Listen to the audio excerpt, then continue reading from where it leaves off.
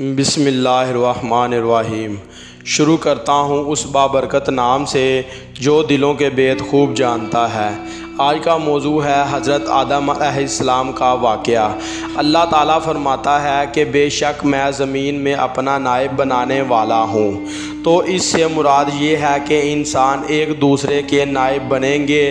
اسی مضمون کی وضاحت سورۃ انعام کی آیت نمبر 125 میں یوں کی گئی ہے، اور وہی ہے جس نے زمین میں تمہیں نائب کیا اور تم میں ایک کو دوسرے پر درجنوں بلندی دی۔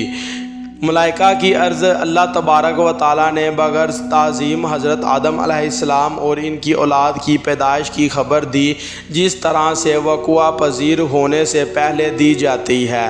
تو فرشتوں نے تخلیق آدم علیہ السلام کی غرض اور وجہ حکمت معلوم کرنے کے لیے عرض کیا، اس کو نائب بنائے گا جو اس زمین میں فساد پھیلائے گا اور خون ریزی کرے گا۔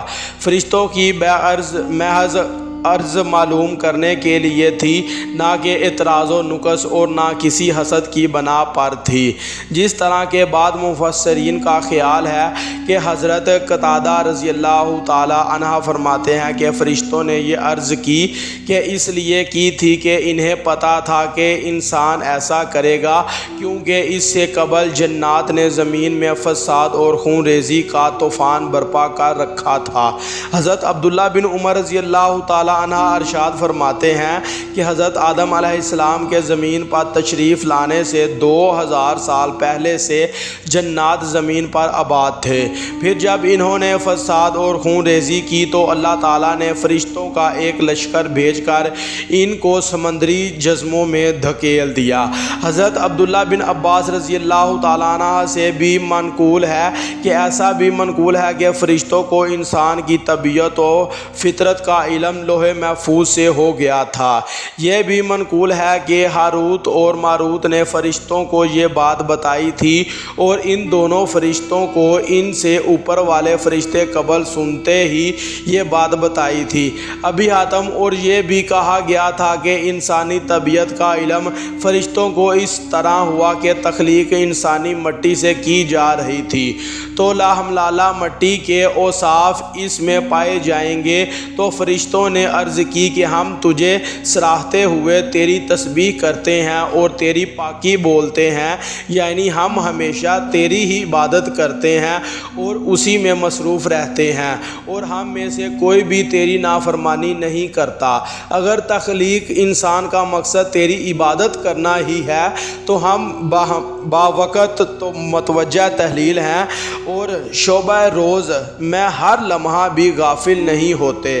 اللہ تعالیٰ نے فرمایا، بے شک جو میں جانتا ہوں تم نہیں جانتے، یعنی اس کی تخلیق کے بارے میں میری نظر الواحیت جس حقیقت اور مسلط پر ہے تمہیں اس کی خبر نہیں ہے۔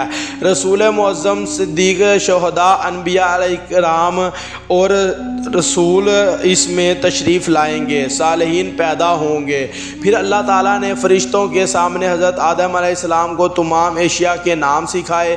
حضرت عبداللہ بن عباس رضی اللہ تعالیٰ عنہ فرماتے ہیں کہ یہ وہ اسماء تھے جنہیں لوگ جانتے ہیں، جیسے انسان، جانور، خشک و نرم، زمین، آسمان، سمندر، پہاڑ، اونٹ، گدھا اور دیگر زبانوں کے نام وغیرہ۔ حضرت مجاہد علیہ رحمۃ اللہ علیہ فرماتے ہیں کہ ہر چیز کے نام سکھا دیے تھے، پیالہ و تقدیر سے لے کر انسانی عوارض کی بنا تک، خواہ آواز کے ساتھ ہو یا بغیر آواز کے، اور جانور، چرند پرند وغیرہ۔ حضرت سعید بن جبیر اور حضرت قتادہ علیہ رحمۃ اللہ علیہ کی بھی یہی رائے ہے۔ حضرت ربیع رحمۃ اللہ علیہ فرماتے ہیں کہ حضرت آدم علیہ السلام کو ملائکہ کے نام سکھائے گئے۔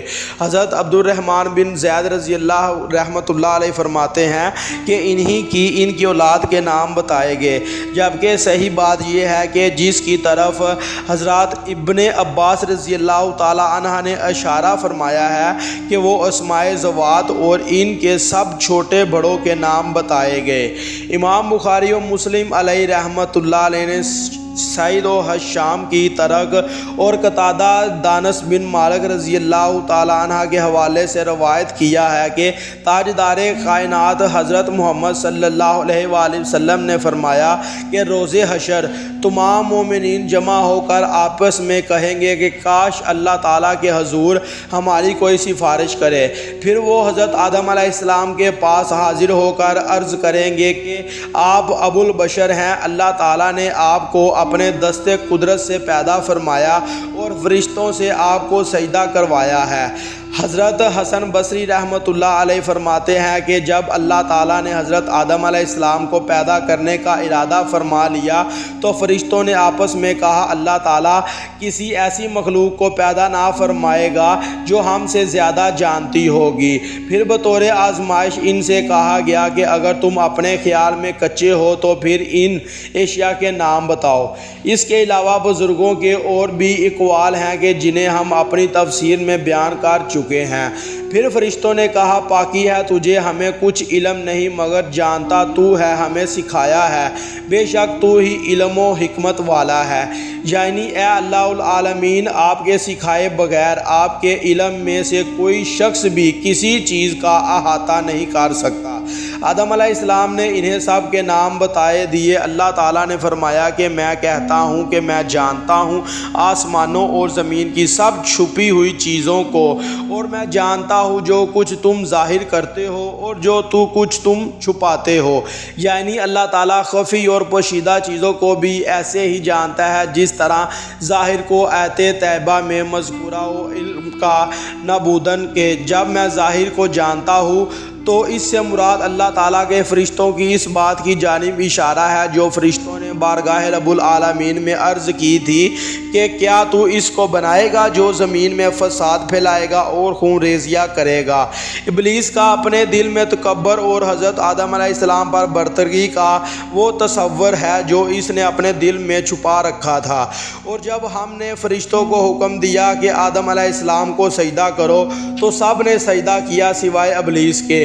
وہ منظر ہوا اور اس نے غرور کیا، جبکہ اللہ تعالیٰ نے حضرت آدم علیہ السلام کو اپنے دست قدرت سے پیدا فرمایا تھا اور اس میں اپنی معزز روح پھونک دی تو فرشتوں کو آدم علیہ السلام کے سامنے سجدہ کرنے کا حکم دیا۔ اللہ تعالیٰ کی طرف سے حضرت آدم علیہ السلام کے لیے بہت بڑا اعزاز و اکرام تھا، جیسا کہ سورۃ الحجر میں ارشاد باری تعالیٰ ہے کہ جب میں اسے ٹھیک کر لوں اور اس میں اپنی طرف سے خاص معزز روح پھونک دوں تو اس کے لیے سجدے میں گر پڑنا۔ بہرحال اللہ تعالیٰ نے حضرت آدم علیہ السلام کو فرشتوں پر 4 اعتبار سے فضیلت عطا کی۔ اپنے دست قدرت سے پیدا فرمایا، اپنی طرف سے خاص اور معزز روح پھونکی، ملائکہ کو ان کے سامنے سرہنجو ہونے کا حکم دیا، کائنات عالم کی اشیاء کے ناموں کے علم میں نوازا۔ اس لیے حضرت آدم علیہ السلام اور حضرت موسیٰ علیہ السلام جب مول اعلیٰ میں اکٹھے ہوئے تو دونوں کا آپس میں مناظرہ ہوا۔ حضرت موسیٰ علیہ السلام نے کہا آپ آدم علیہ السلام میں ابو البشر ہیں، اللہ تعالیٰ نے آپ کو اپنے ہاتھوں سے پیدا فرمایا اور اپنے معزز روح پھونکی اور فرشتوں کو آپ کے سامنے سجدہ کرنے کا حکم دیا اور ہر چیز کا اسما کا علم عطا کیا۔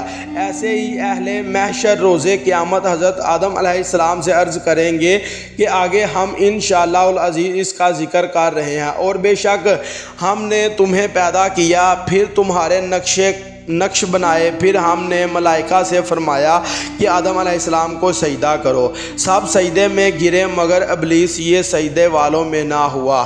اللہ تعالیٰ نے فرمایا کس چیز سے نہ تجھے روکا ہے اور کس چیز کا تجھے غرور ہے؟ تو شیطان نے کہا کہ میں آگ کا ہوں اور یہ مٹی کا ہے، بس آپ یہی میرا غرور ہے۔ یہ تھی ہماری آج کی ویڈیو، اچھی لگے لائک اور کمنٹ کریں، ہمارے چینل کو سبسکرائب کریں اور ساتھ بیل آئیکن کو پریس کریں تاکہ ہماری ہر آنے والی ویڈیو کا نوٹیفیکیشن آپ تک پہنچ سکے۔ جزاک اللہ۔